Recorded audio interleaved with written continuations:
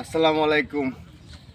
দেখেন সকাল 5টা বাজে আমরা কাজে যাইতাছি, নদী ঘাটে বাত নৌকাইব যাইমু। দেখাতে তুই ওই যেটা আমার আসলে কথা হয়েছে, মনে করেন আমরা রাত 3টার সময় যাই, লেবারের জীবন এরকম হয়, কাজের জীবন। আর বিকাল 5টার সময় আই।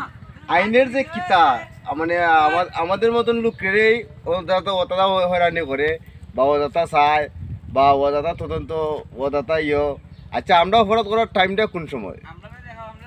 কোন সময় আমাদের অপরাধ করার টাইম? আমরা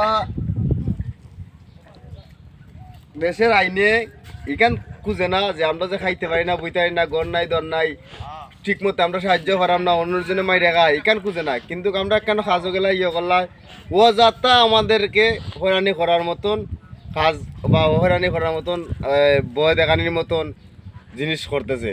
আমরা অনেকে লেবারে ওই যে এই ঘটনার পরে অনেকে বই পাইতেছে, সে বাড়ি ঘর সারি তো ও যাত্রা এটা একটা হয়রানি।